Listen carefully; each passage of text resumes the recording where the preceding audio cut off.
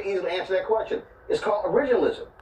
What the right wing has always maintained, they've always maintained this idea of what was the original intent of the framers? Mm-hmm. What was the original intent? So that you and I don't become slaves again. What they have been arguing is that the original intent of the 14th Amendment was not for it to apply to anybody in the future. It wasn't. They're arguing that the intent that it only applied to the children of formerly enslaved children of the slaves of African descent. Right. And so their argument is that the 14th Amendment ends right there when it comes to that it only applies to the children and the descendants of the people who were formerly enslaved. That's right. That's it. That is an extreme. Yes, that's the point, Scott. Originalism, if I may, originalism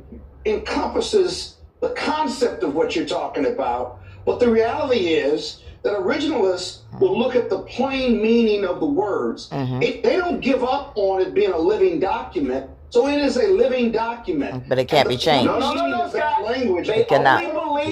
Scott, they only believe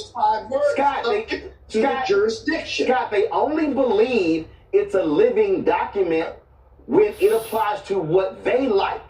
And that's what this whole problem is. When you're talking about politics, I'm talking about legal jurisprudence. No, Scott, the Supreme Court now, Scott. Let me coach you on this. Scott, let me coach you, Scott, about Scott, let me coach you about But the problem with what Roland is saying is that Scott is trying to explain to him and the others on the panel who seem to not get it.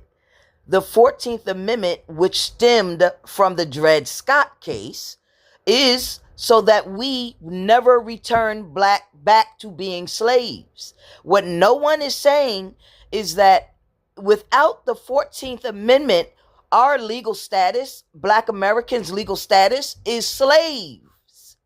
It is the 14th Amendment that says we cannot be slaves.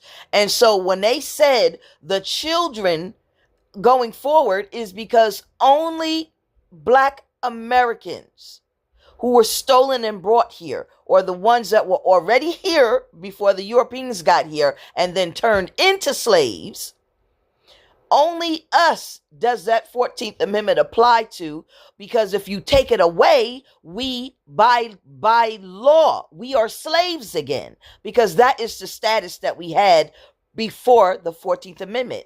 It does not apply to people coming to the country. Agree?